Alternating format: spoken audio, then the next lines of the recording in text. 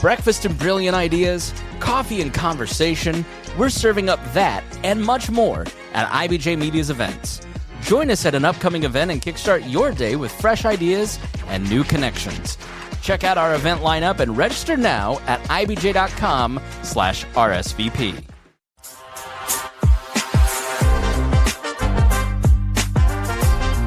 Kristen, Dane.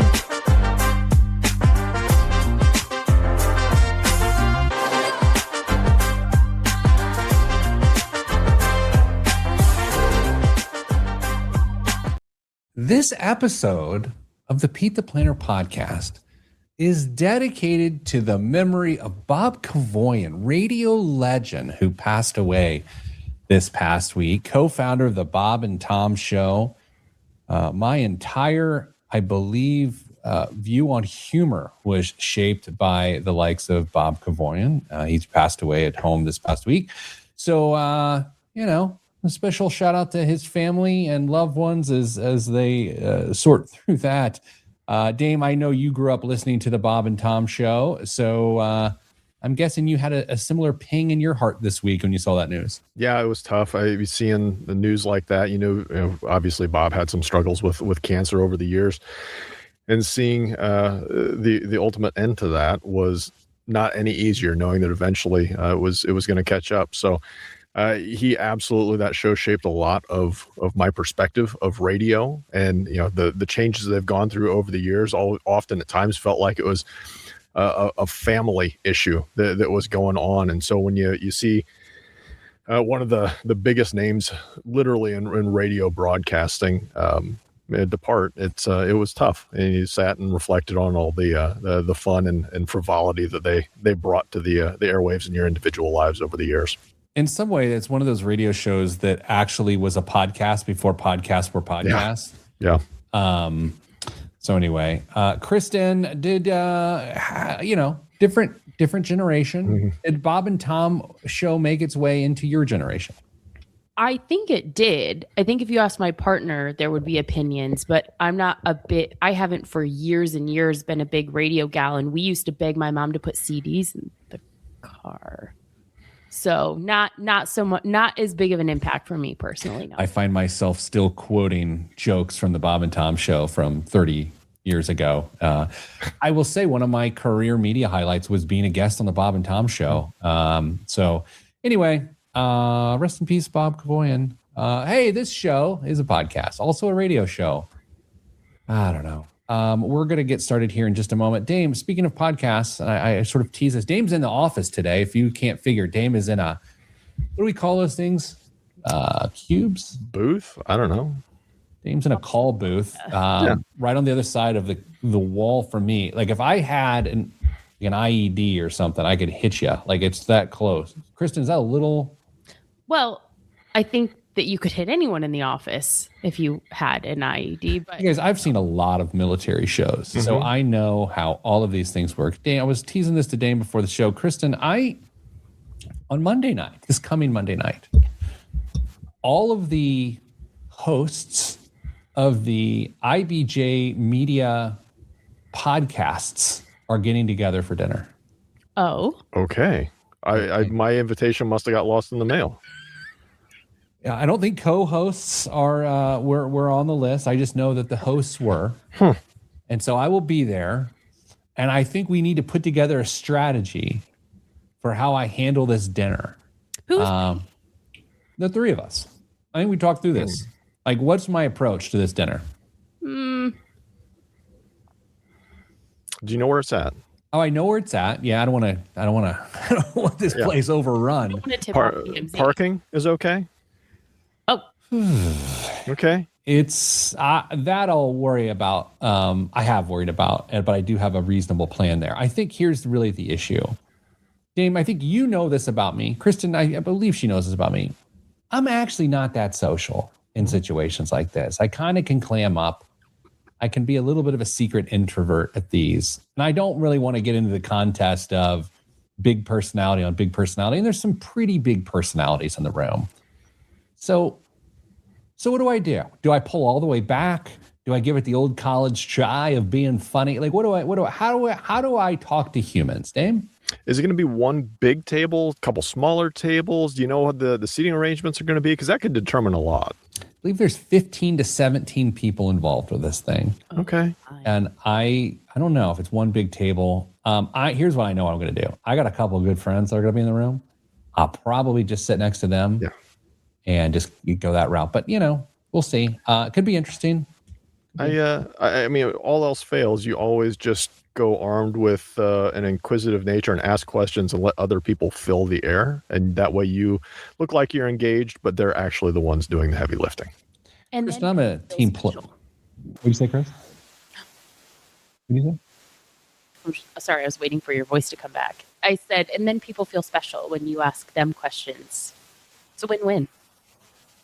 I've had to battle not calling Kristen Chris in several meetings this week, and I am doing a poor job. I appreciated you not doing that in yesterday's meeting because I feel like they would have run with that, and thank you. It's hard. I don't know. I mean, again, I'm sorry. Okay, today's show is from an email, and the way that you can be part of our show, as I will say here in a moment when we start the radio show, is email us, askpete@petetheplanner.com. Got some first-time live stream viewers coming in here today because we're doing this on a Thursday because I can't do it tomorrow. I am hosting a panel tomorrow morning on men's mental health in Carmel. You're hosting it? Well, I'm hosting a panel. What do you say? I'm moderating? I guess. I don't know. I'm just asking questions. Here's the funny thing about that panel. Here's on the panel. My daughter's old cheerleading coach. Is it Men's Health? Yeah. Okay. He's a man. And a guy who works out at my gym. And that's it? That's the panel? And the fire chief. Oh. Here's our panel of two. It is like it's like a knock joke. This many people walk into a bar sort of thing. You know what? You got me thinking about that. You said fire chief, and it got me thinking. I was down in home office this week to talk to a couple different groups of people. They are tradesmen. They work with electricity. And I noticed if you were with us last week, I think it was last week that I said that I had to have my ring cut off, and I'm wearing one of the silicone rings now. Obviously, lots of them wear silicone rings. Yes. And I honestly felt like this was almost stolen valor when I was with them because they could potentially be harmed if they have a traditional wedding ring and they're working around electricity. So they're doing it presumably for some level of safety. And here I am, just because my finger got a little itchy, I have a silicone ring. And so Pete, does that kind of strike you as stolen valor? If you've ever listened to this show, stolen valor is one of my favorite things. Not stealing valor, but the concept of the whole thing. I feel you on that one. I don't think so. And maybe it's because I constantly myself steal the valor with this silicone ring. So Kristen, you are the final boss on this one. Is it stolen valor to have a silicone wedding ring? I can totally understand why Dame feels like that was stolen valor in that particular context. What's so funny about that, Dame, is that among us or among maybe other members of the office, you would be considered the most likely person to wear a silicone ring. And then you go into a different setting and you feel like you're the imposter. It's just funny how that doesn't always translate across like different groups of people. Yeah. Oh. All right, let's do the show. Topic. I think we have one. Let's get it started in 3, 2, 1. This week on the Pete the Planner Show, we answer your money questions. Here's how the show works. You email us, askpete@petetheplanner.com. That's askpete@petetheplanner.com. And here's what will happen. We'll turn this into an entire show. It will become a radio show, which your ears are gathering now. It will become a podcast, which maybe also your ears are gathering now. And it is a live stream that streams Friday mornings at 10 a.m. Eastern, except for today, which is a Thursday. Joining me, as always, is Kristen Elanius. Hello, Kristen. Hello, Peter. And in office, yet in a booth, Damian Dunn. Good day. Good day. Damian is 9 feet away from me right now on the other side of a wall, but I've got better lighting. All right, here is what the show is this week. It is from an emailer. And did they leave their name? Oh, okay, we'll get to the name. It's okay. Good day, Kristen and Co. My husband and I have a dilemma. We've been married almost 10 years. Time out. Okay. Already? Well, of course they have a dilemma. They've been married for 10 years. I mean, you get a couple years in, they just start stacking up the losses. Yeah. Anyway, and for most of that time, we've made similar, if not equal, salaries, bonuses, etc. We contributed 50-50 to household expenses and joint accounts and maintained separate personal accounts, investing most extra cash in separate taxable brokerages, also always maxing out our 401ks. Time out. This is a legitimate timeout. Kristen, I find that one of the most unique parts of this email is that I have to be honest, and this is just on patterns and what I've seen. Anytime I see that 50-50 household expenses things, rarely is that paired with we both maxed out our 401ks. I find that those are really two strange bedfellows, if you will. That's interesting. So you're saying that one person, because they're contributing the equal 50, they're like the way that they make up for that to ensure that they still feel like they have that financial freedom or that discretionary income is that they're not contributing that amount to the 401k. I think it's really rare for people in general to both max out their 401ks, even though that's what we want. But I think I don't even know how to say it, in the dynamic, in a paradigm in which they're sharing expenses 50-50, I just don't see that combination of elements. Dame, do you know what I mean? I think so. And I think it's a good observation. Kristen, you may feel differently, but the number of times that we've talked to people in a relationship and both people are maxing out their 401ks, not that many. But if you are in this situation, I don't think it's unreasonable to think that one person may be stretching a bit more to provide that 50% of the expenses, and they're going to cut it from somewhere. And usually it's at the expense of their future selves and their future benefits. So the retirement contributions get dropped down.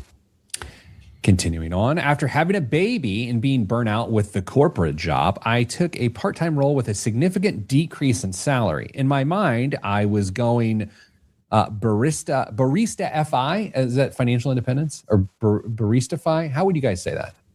I don't know. And I was hoping that one of the two of you knew, because I'm not familiar with this terminology. And would continue to contribute 50% of expenses, making up the difference by selling off shares as needed from my taxable brokerage.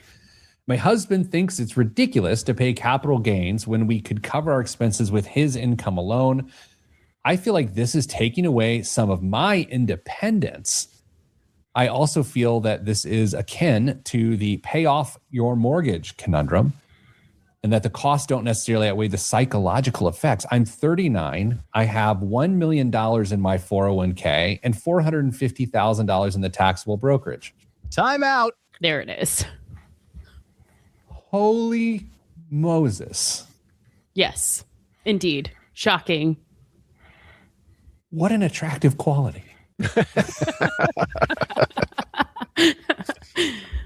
Oh, you guys, when I read this email for the first time, because I did read it. Yeah. I scanned it. I looked at it. Some of the words. I did see this, and I have to say, I was taken aback. Same. Continuing. I estimate I'd be pulling out about $30,000 a year to supplement my current salary. I'm also not against working more in the future. I just don't have a concrete plan. Thanks. Signed, no pain, no capital gain. That was my husband's idea. P.S. Can't wait to hear where the timeouts start. Guys, I love this. I love this conversation. It is. I've got all sorts of thoughts. We're gonna go youngest first. So, Kristen, take a shot. What do you got here? What jumps out to you at first? Well, first of all, this particular flavor of this problem maybe isn't super common, where someone has all of these funds. We're all totally taken aback by the 401k savings here. But the actual root of what's going on here is literally so common. We see it all the time. Dame, you and I share a gender. Mm-hmm. How much do you think, as we try to break this down, the three of us, how much do you think you and I are handicapped by the fact that this might actually be an entire question about independence and not that is a gendered concept, but it's certainly, we are socialized to the fact that women haven't had the financial independence over the last several decades that men have. How are you accounting for that as you think through this? I don't know if I can entirely appropriately account or weigh the value that this has for the author of the email, because it may not resonate as strongly with me as it does clearly to her.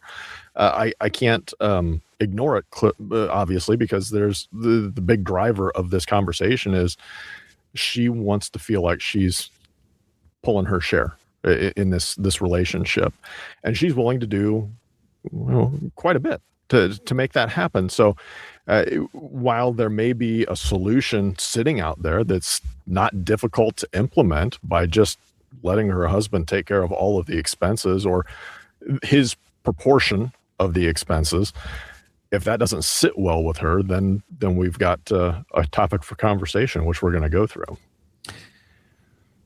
Kristen, how much do you want to know how old the kid is? Does that matter? I don't know if it necessarily does for me, but only because she said, I'm also not against working more in the future. I just don't have a concrete plan. So it's like, if it's one kid, one and done, I'm headed back to work. Maybe I don't have as strong opinions about some of the things that we're going to talk about versus if it's this, well, I might be a stay-at-home mom that turns into homeschool and a second kid and the conversation's totally different.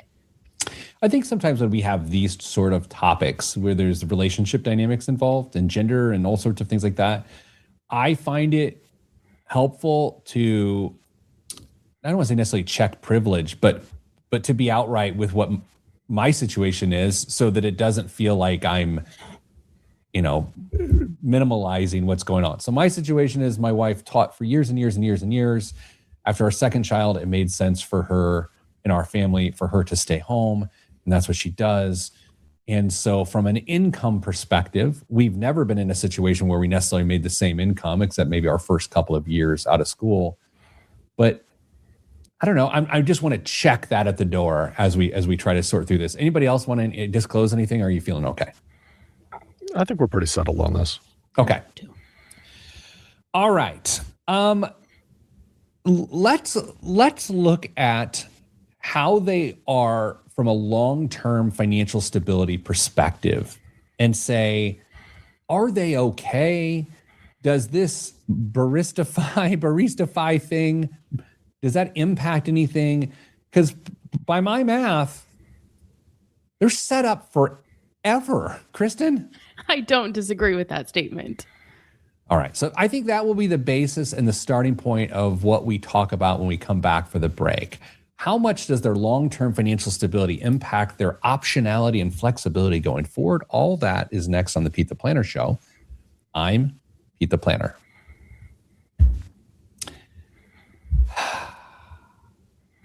Kristen, how was the country concert that you went to last weekend? It was very good. Dame called out to me that it wasn't a concert, it was a festival. Oh, so gosh, I that's learned gross. that. It was just because there were 5 acts. So he said that you can't call that a concert. It's too many acts. Were there a lot of pickup trucks there? I'm sure. I mean, it seems like actual tailgates. I feel like now I'm trying to think back to tailgating. I feel like a lot of the tailgates actually weren't pickups with tailgates. It's mom's SUV that we can put the hatch back up. I feel like that's a lot more common these days, but it was fun. Dame, I know when I go to a sporting event, sometimes I'll wear the local team's jersey or hat or something like that. Kristen, when you go to a country music festival, you got to wear cowboy boots and a hat? I didn't wear boots, but I was the only one in my group who didn't. But they would tell you that most people there, you want to talk about stolen valor, boots at a country concert, for one. And two, my person at the Notre Dame Stadium wore Purdue because he just had to be that guy. So, Dame, you a country music goer? Festival goer? Been a minute since I've been to a country concert, but I am not opposed to going to one. Boots and hat? Hat, no boots. Wow, all hat, no cattle. All right, let's get back to the show. In 3, 2, 1. Back on the Pete the Planner show, received an email from a nice woman. Actually, Kristen, now that I think of it, I have no reason to believe she is nice or not nice. Oh. I just used an adjective. I think she's nice. This woman, her and her husband had made the same amount of money for a long time, contributed equally to the household, literally 50-50 splitting expenses, yet maxed out their 401ks. And at 39 years old, she has $1 million in her 401k, $450,000 in taxable brokerage. And she's working a lower paying job and feels like she has this urge to withdraw $30,000 a year from her brokerage account to more equally split the expenses with her husband. And she wants to know if that is a good idea or a bad idea. Dame, we up to speed? Did I miss any elements there that are important? No, that's as the story as we were told. So Dame, as I ask Kristen this question, go ahead and do a little fun, quick math on how much money she'll have at 59 if she leaves those things alone. Well, what kind of interest rate do we want to, or return do we want to give her, Pete? 7 or 10, just to make it easy for math at this point. If we give her a 10% annual return, that money's going to triple at least 3 times between now and the time she retires. No, if she's 39, 3 times between now and the time she retires. So 1 to 2, 2 to 4, 4 to 8 in just 401k money alone. Now, if her husband's got something similar, now we're talking, let's just give her a range of somewhere between 12 and 20 million in qualified money.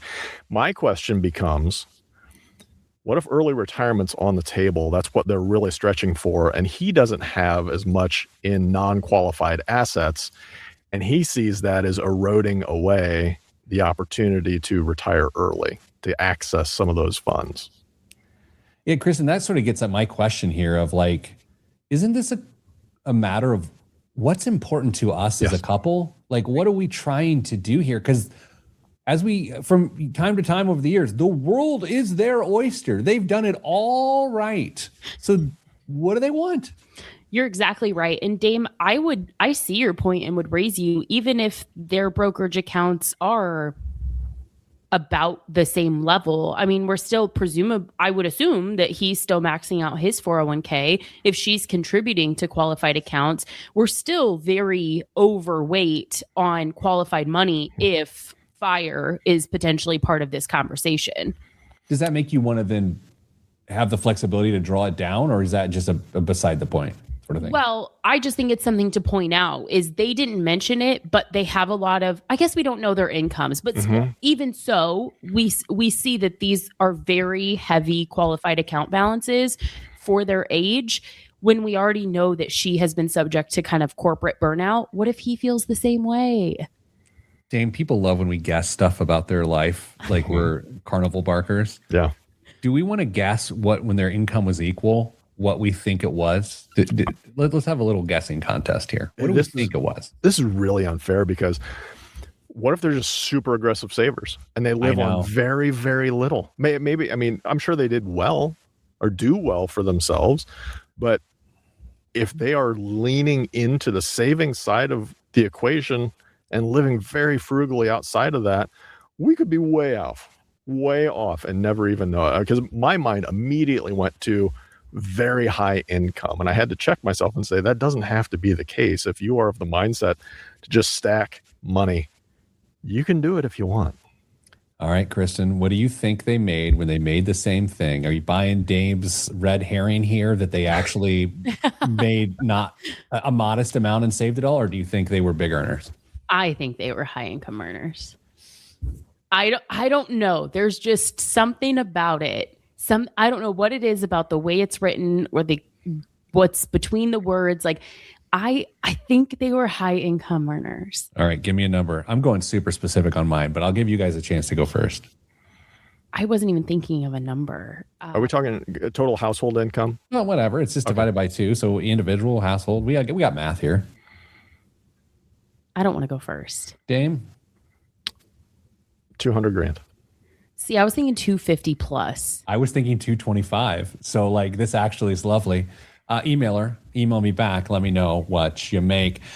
Dame, I don't want to, get to the last page of the book here, but it is my opinion, and maybe this is what we debate for the rest of the show, that is absolutely patently ridiculous to withdraw $30,000 to split the expenses. Kristen's face did something, so maybe this is the rest of the show. Kristen? Do you want me to explain, or do you want me to just validate that, yes, my face did something? Do you disagree? I don't know if I disagree from the perspective of a practitioner, right? But that's not necessarily what she's asking. What makes sense on paper doesn't always make sense when we take into account the other circumstances here. And I don't know if it's that easy given what she, in just a few short paragraphs, has told us is so important to her. Dame? As no surprise to anybody who's listened to this show before, I see it much more similarly to you. And it's tough for me. It's honestly tough for me to say that because I know what this question means to the individual. That said, if there's no need to take capital gains and your husband doesn't have a problem with paying all the expenses, take the W, and you're going to contribute to the family in other ways during this time. It doesn't have to be monetarily. I think this is why I wanted to check my situation at the door prior to this conversation, because I know how I felt. And I feel like I just want to focus on Kristen's perspective on this the rest of the show. Yeah. Kristen, here's the ammunition for you to fire at me with. Okay. So here you go. I think this is about taxes. And I think this is about the shoe will be on the other foot at some point in time over the next couple decades of this marriage. And the reciprocation will take place then. I don't think you have to go,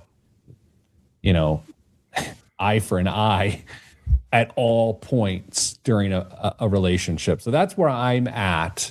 I don't think everything has to be equal all the time in the moment. I think the ebbs and flows of life and jobs and relationships will present this very stable couple an opportunity to get even later.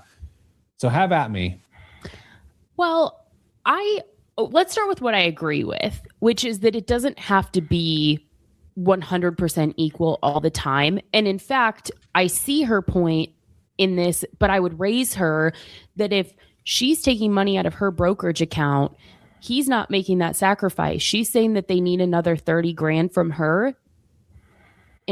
Ideally, then he's just putting that $30,000 in his brokerage account. So while her brokerage account is decreasing by $30,000 until she goes back to the workforce, he doesn't have to contribute that money to the household. And then his account is just increasing. So why are we playing this like robbing what? I said, let's start with what I agree with. I'm like, well, I mean, that feels like a better point than what I had. I'm like, so why are we playing? We're like robbing Peter to pay Paul. I'm not sure why we're doing it in that way. Robbing Peter to pay Uncle Sam. Oh. Okay. Can the answer not just live in that account in that point? Because if this is about independence, her independence starts to go away when her money starts going away to some degree. Yes, but we've all already said that on the path that they're on, like they're okay. And I think that's probably what's leading this for her is like, we're fine. Like we're doing the right things. And so I just want to keep contributing my 50%. Dame, her point that was agreeing with our point, but which was then going to come over the top and ruin our point. That point was better than our point. I hate it when that happens, but you're right. But not, she's, okay, let's talk about her like she's not here. Okay. Perfect. Thank you. So when she went to agree with us, she strengthened our point beyond what I thought was possible. Mm-hmm. And then when she tried to come over the top with what her point was that made our point wrong, I don't even hear what it was because her original point was so good. Yeah, I don't think there was any And we have to Counteracting. go to break because I'm unprofessional.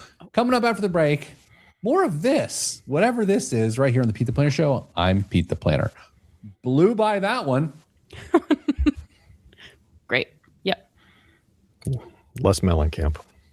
Gosh. Warner breaking. Breaking. Oh, probably not. Close enough. Warner Brothers Discovery shareholders approve the Paramount acquisition. Thank goodness I've been losing sleep. I know you have. Also, sort of headlines here. Kalshi traders don't see Strait of Hormuz traffic returning to normal until July. Oh, the prediction markets are out there just doing things. I love the news. Love that there's so many geopolitical experts on Kalshi. Man, the immunology experts that they had to find something to do after the last few years. Well, they had time to bone up on that too. So they were able to get their expertise in order for this. Man, I blew by that post. You could cut out the part where you said, because I'm not a professional, and maybe get a little bit closer. I love that in the episode, we're trying to honor Bob Kavoyan for his contributions to professionalism in radio. I literally disrespect his memory by blowing it. Missing the post. Yeah. I think he would like the humor in that. When I was on the Bob and Tom show, it's after he had left the show to begin to deal with some stuff. So it was just Tom and Chick and some of the other, and Christy. Dame, I've told you this. I probably have told this on the podcast before. When we go to break, I'm talking about money and whatever on the show, like kind of a weird shoehorned into the show, but I appreciate it all the same. We go to break and Tom looks at me and he just, have I told you the story? Yeah. Yeah. And he goes, you're pretty fair skinned. And I was like, yes. Yeah. You use sunscreen. And I was like, yeah. He's like, yeah, you got to use sunscreen. Got to use the right SPF. And I'm like, this is the strangest moment of my life. That is a big issue for Tom as well. So I'm sure he was saying that in the most sincere way. Oh, man. All right. I love this question from the emailer. Emailer, please know, every emailer, when we talk about this, it's never really with judgment. It is like we are tickled by your stability. It's just an interesting debate. So whatever consternation you and your husband had over this situation, it's justified because it's a tricky one, right? There's like 3 bits of information that I would love to have. Me too. What are they? Friend. What are they? What do you want to know? I want to know the kid's age, what their income was, and in a weird turn, I want to validate my belief that they both grew up with money. I think one of them did. Ooh. Okay. Yeah. Well for them, and that it made them both really frugal, made them both accumulators, but one didn't, I don't think. Okay. Who? Which one of them didn't grow up who grew up more financially stable? This is where the emailers either get tickled or super annoyed. What do you think, Kristen? Based on the way she's reacting to needing to contribute her 50%, I think that she grew up with less than he did. I agree. Same. Gosh. Emailer, you've got to email us back because there's nothing better than guessing and being right. I would love to know their discussions around what their future and retirement looks like as well. They didn't mention college savings, which I find peculiar in an email that someone has this level of asset accumulation before 40 and they have a child. I would have just expected that to be part of the conversation. So I'm a little thrown by that not being in there, but maybe they just didn't want it to distract Pete. Here's what else I want to know. I want to know she kind of says it, but doesn't come out right. Is she the primary caregiver for the child? I think that's what she's saying. Yeah, I do too. Yeah, she didn't come out right and say it, but she gave us sort of clues around that. We're doing the third segment right now, by the way. Oh, okay. In 3, 2, 1. Back on the Pete the Planner show. You never miss the good stuff during the break if you listen to the podcast. All right, Dame, Kristen, and I talking about an email from a emailer. Married 10 years, 39 years old. Her and her husband had always made the same amount of money, contributed the same 50-50 to the household, and they are at a crossroads. Does it still make sense to share everything 50-50 when she now has a part-time income, makes significantly less? And the big piece of context that I haven't shared in this segment, they got a lot of money. At 39, she's got $1 million in her 401k and $450,000 in a non-qualified brokerage account. And we believe her husband probably has the same. Unless, guys, here's a new element here. He had an advanced degree of some sort, and it had a delay in making his income. Therefore, he would have lower balances. That is possible. It is possible. Here's the other thing. They've been married for 10 years. Okay, guys, we've unlocked a new thing here. They got married when they were 29. They had a good 7 years as working adults where they did their own thing. I'm guessing she was going bananas during those 7 years, stacking dollar bills. And that's why she's got bigger balances. Maybe his balances are not as high. Absolutely could be a possibility. I mean, do you want to go down this road and try and guess what her profession is? We've guessed too much. Okay. Kristen, where do we go from here? Gosh, I mean, do we talk about the fact we have not explicitly addressed this, which is emailer, the way that you've addressed us, called the timeouts. I think you're a regular listener of the show. So I hope you know us well enough to know that some of these things, we just have our quirks. But one of the things I want to call out is perhaps the system that you had in place worked because you had enough discretionary income for that system to work, not because it was completely thought out. And what I mean by that is we fully fund our 401ks, we contribute 50-50. Everybody's got enough discretionary income that no one really cares how things are working beyond that anyway. You might not have your finger on the pulse quite like you thought you did. And now that you have this income shift, the three of us are saying, well, this is no big deal. Just like have him pay the extra expenses. But maybe it feels like no big deal to us because you feel rattled by the fact that there are these elements you didn't realize you didn't know. And to Pete's point, they didn't get married until they were 29. They had time to build their own financial lives individually and establish their own habits and what they were comfortable with. And instead of going through the complication of completely merging or blending financial lives, they just stuck the way that was. And hey, I'm going to do 50%. You're going to do 50%. That's just the way it's going to be. It's easy. It's convenient. We understand it. So now that that's not the case, I can see why somebody would want to maintain the status quo, even though you don't have to. There may be a more efficient way to do it. Yeah, Kristen, you're blowing my mind today. Because I think there's some element to this of like, they've done everything right along the way. And what the decisions they made worked. So many elements have changed. And I feel like they feel married to those old elements. But there are new elements. I wrote a column last week about freeing yourself from caring about too much. I feel like what they care about theoretically has changed. Some of the things are the same. And I feel like they put themselves in this beautiful position, but I don't want to say they're married to their old ideas. I think they've got to take a breath and ask themselves what is important to us going forward, not what was important to us when we were 29.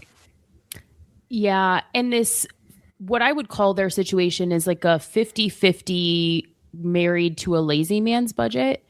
And maybe we need to be looking from a household perspective at what makes sense from a percentage of income perspective if we want to maintain this like yours, mine, and ours lazy man version of what they're doing. Dame, I think she's got another great point here, because to me, this yours, mine, and ours, whatever, how that works, this emailer has already established the mine. She's done the work. And there's, frankly, in my opinion, there's no need to keep doing that. She's got the independence. Like, she has established a backup plan and safety and prudence. And like, at this point, I mean, she can do whatever she wants. I'm like, but why? Why now? I don't know. I'm not going to guess as to why that is, but I'm sure whatever the reason is, it feels perfectly logical and reasonable. And I'm not here to tell you that it's not. That's not my place. I am here to encourage you to look at other alternatives as viable and completely reasonable in this situation. Kristen, I don't want to go too far with this, so we'll just curious what you think. Okay. Do you think she has seen the bad part of not having independence from a partner, and that's why it's so important to her?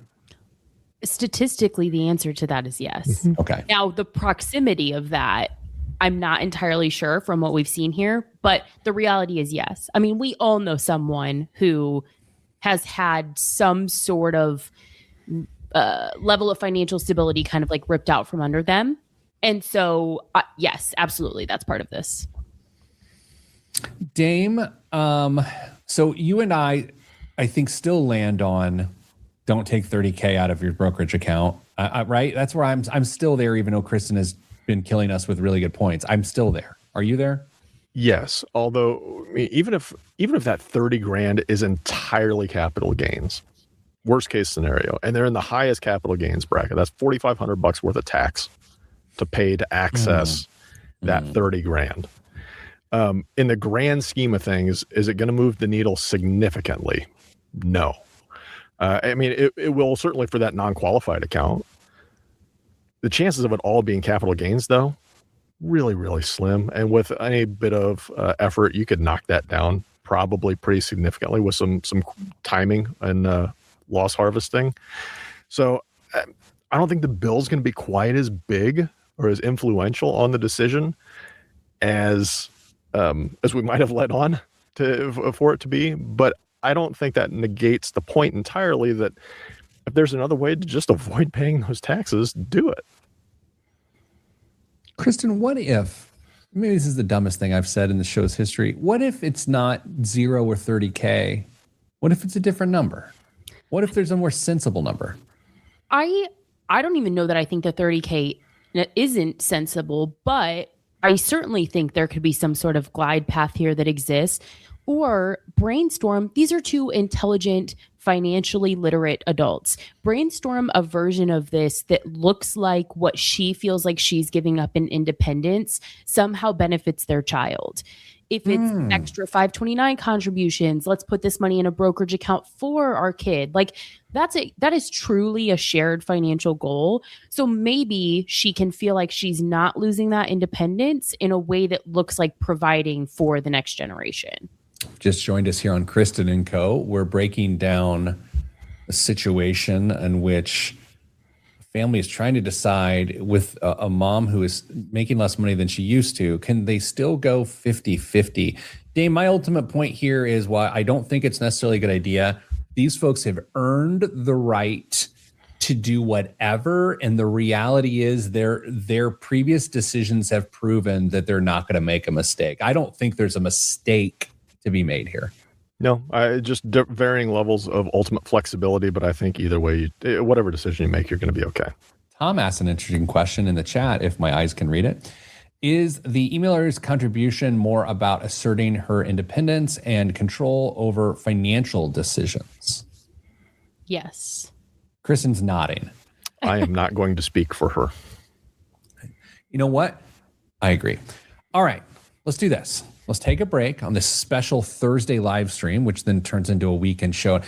Anyway, we're going to take a break and coming back after the break, biggest waste of money of the week and the news right here on the Pete the Planner Show. I'm Pete the Planner. Tried to get some of that time back Good call.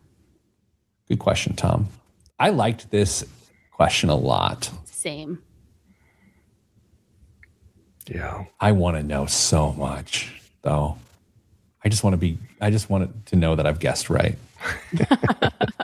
All right. So emailer, when you email us back to tell us what's right, you also have to tell us what is the most ridiculous assumption that we've made and gotten wrong, because that's the funniest part. And which idea did you absolutely hate? You heard it come out of my mouth and you said, no, Kristen. Now, here's the thing, Kristen. The only people that generally say stupid things on the show are me and when Dame's feeling potty mouthed. Rare. He makes Caitlin. Oh my gosh. Your sister's just throwing bombs this morning, inflating Kristen's ego this morning. I didn't feel good earlier this week. I feel like I deserve it a little. Well, it's because you countryed too hard or whatever. No, my germy child that sits among other germy children got everyone sick. Did she wear boots to the concert? No, but she does have boots. She has boots. Of course she does. Does she have a cowgirl hat? No. Here's a question, Dame. As a woman that wears a cowboy hat, is it called a cowgirl hat when you go to the store, or is it just a cowboy hat for girls? I think it's just a cowboy hat. Kristen? Cowboy hat. Cowgirl hat is kind of where I'm going. You heard it here first. It's what? A rebrand. Yeah. Dame, I'm not going to tell the story again that I told you off air this morning about soccer travel. Yeah. I'm just sitting here as we're having a conversation about someone else's financial life. I'm back to that story. It's crazy, right? Entirely. Can you track the flight and, figure all that stuff out? I probably could.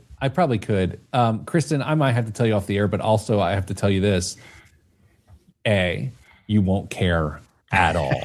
You know what? Just spare me then. Okay. Because you won't care at all. B, you'll also think it is the dumbest thing you've ever heard. Look at that efficiency. Love that for us. Yeah. Cowpoke hat? Do we think that's it? Probably not. I don't know. I feel like if I wore battle fatigues, that would be stolen valor and it would look ridiculous. But I think me in a cowboy hat, I can't think of anything that would look stupider. You in a cowboy hat? No, I said if I had one. Dame, I think I could literally see you in a cowboy hat right now. Literally in that shirt, too. Exactly. Yeah. Kristen, I can see you in a cowgirl hat. No. Not for me.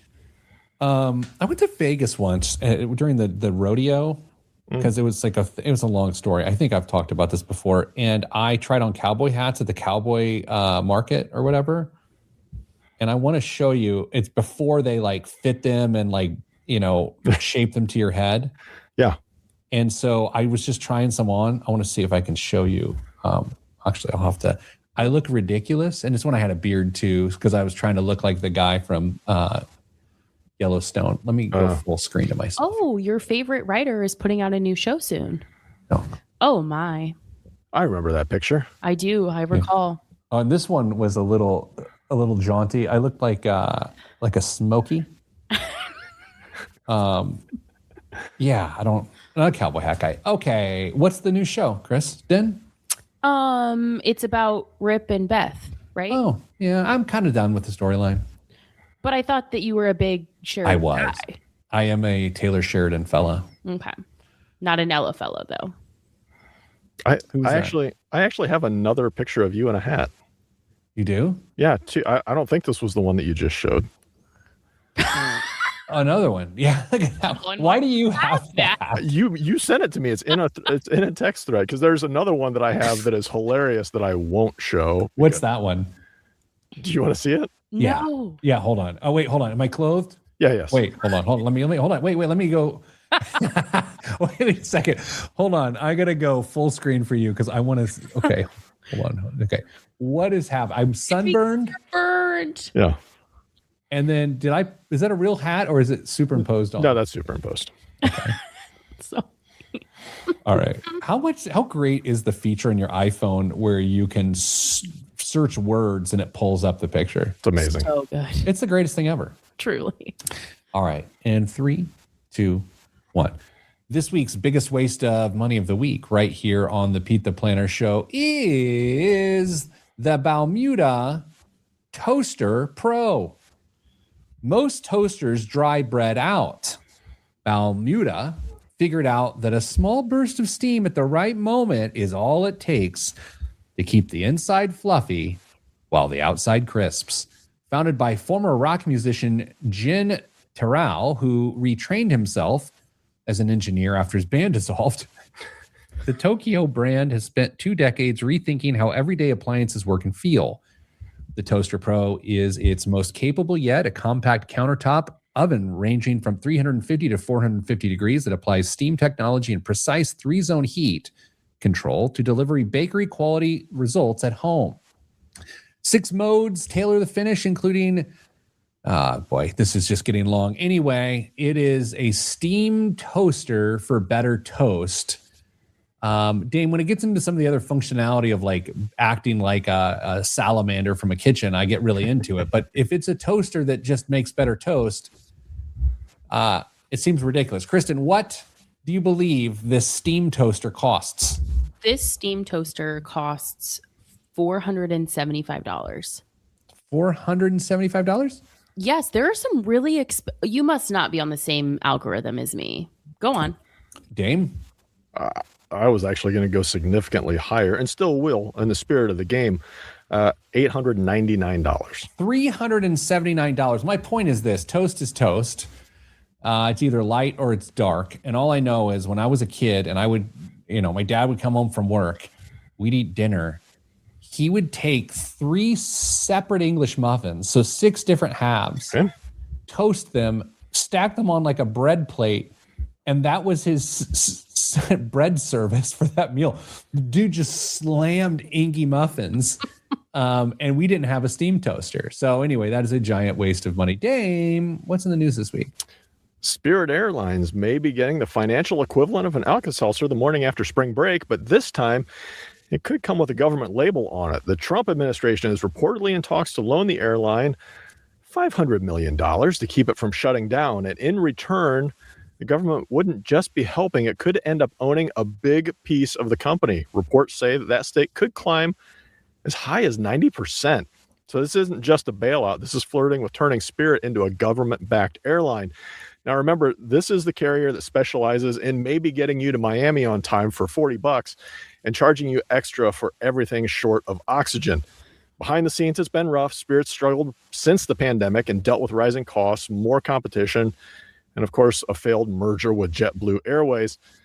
And while the idea might keep planes in the air, it opens up a whole new set of questions, starting with whether the government can even do this without Congress stepping in. So yeah, Spirit might survive, but if this deal goes through, your next budget flight might come with something new, a partial ownership stake from Uncle Sam. Kristen, obviously Dame wants to point out that we want jobs saved. We want people employed. Mm-hmm. We don't want those households to go through what would happen if the airline shut down. But I think Dame also is making the point of, come on, right? How do you feel? Yeah. As someone who flies incredibly cheap, I love nothing more than a cheap plane ticket because we're probably all going to get there anyway. Probably. Probably. I don't care where my seat is on the plane. The plane, if it gets there, it gets there, and we're all going to get there in this tin can together. I love a budget airline, so I'm afraid I need it to be there to keep my other, because Spirit's not the airline closest to me that flies the most places. It's a different budget airline. And so I need them. I need that competition. This is where I like different perspectives on the show. As someone who is the complete opposite of what Kristen just described, I'd hate government bailouts. Now, that being said, there are programs that happen like PPP, which all of us benefited from during the pandemic. So I want to, again, be honest about that. But it's just come on. I don't like the government is owning these private businesses or public businesses, I guess, at this point. It bothers me. Spirit has been trying desperately to go out of business for a long time, and it just can't figure out how to do it. And the government's going to prolong the agony, and it just needs to let it go. Dame, what else is in the news? JP Morgan Chase just did what Wall Street does best, changed its mind, but with confidence. About a month ago, they were calling for a cautious outlook on the S&P 500. Now, they've upgraded their outlook for 2026 and are calling for the index to hit this by year end and a best case stretch goal of this. Okay. It is currently at 7,100. Okay. I think they are saying it is going to hit 9,000. That seems aggressive. 8,000. Okay. And the stretch goal of 8,200. Kristen, what do you think? I can't even do the percentages that. All right, Dame, what do we got? Year end, the normal goal, 7,600 with best case stretch for 8. Yeah, that 9,000 was a bit off. Yeah. That was, hey, I'd go for it, man. Love it. I mean, I've continued to back off news this week and podcasts. I've not listened to a single podcast about news or politics or world events in a week, and I'm sleeping better. I will say this, though. I have been consuming enough financial news to know that the market has become completely disconnected from the world economy. It is, I don't get it. I don't understand it at all. That's the craziest thing. I can't even say that this is unreasonable. Just because I don't know anymore. I looked at one of my accounts the other day. It has never, ever been higher. And I don't get it. I'm not complaining, not bragging. I just don't understand it. Like Kristen, combined in aggregate, our brains know some things about investing and financial planning. And if we can collectively say, I don't know what's happening here. How does the average investor, how are they supposed to think about this? I don't know how they're supposed to think about it to that point. Is to just do what works, right? Time in the market. We're not trying to time the market. We're contributing to our defined contribution accounts. You just keep doing the same old same, and you just don't know what you don't know, and it's okay. Dame, you know how the Bitcoin specifically sort of inexplicably raised, and it just kept going and going and going. Now I feel like the market is actually doing that.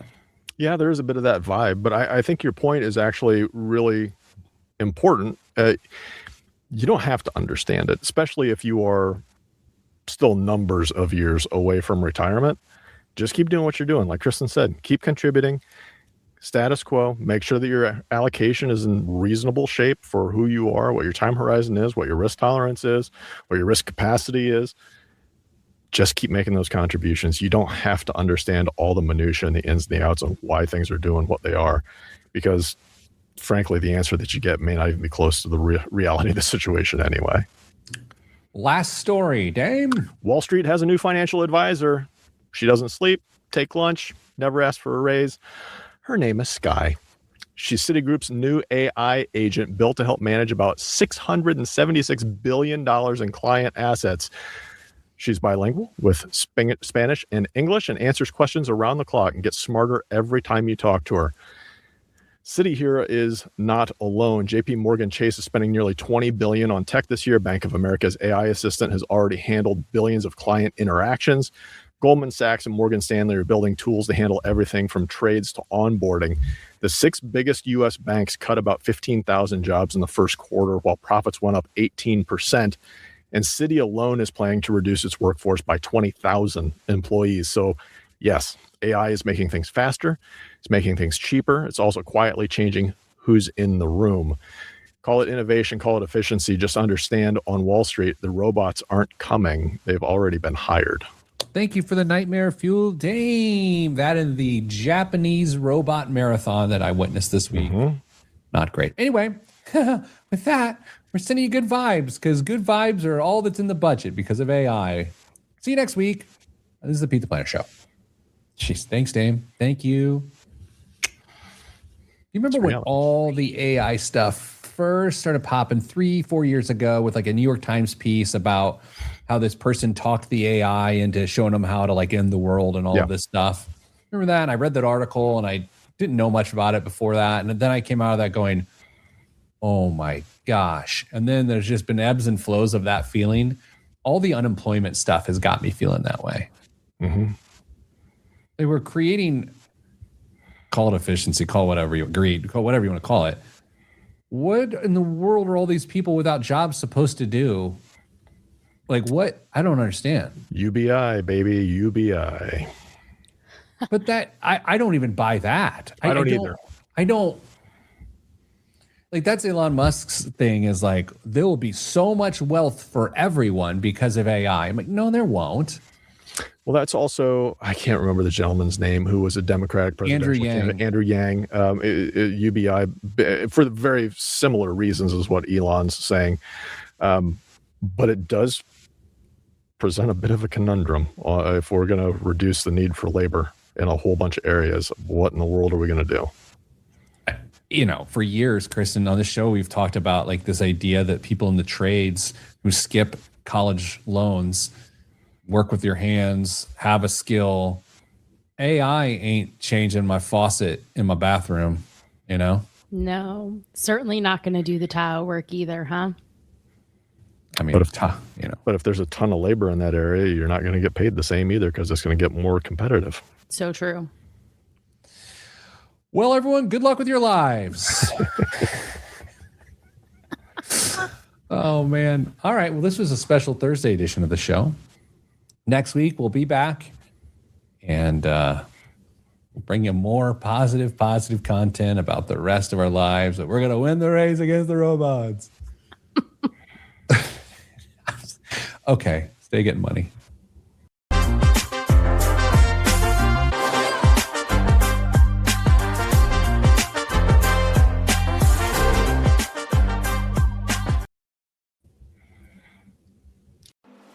Get a behind-the-scenes look at Indiana's most influential leaders. On Business and Beyond, we go beyond titles and resumes to explore the personal stories, pivotal moments, and hard-won lessons that shape Hoosier leadership.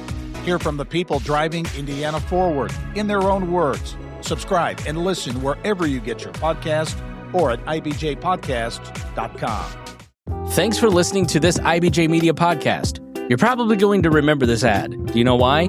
Podcast advertising works. 85% of listeners recalled hearing an ad during a podcast, and 70% of podcast listeners have acted after hearing an ad.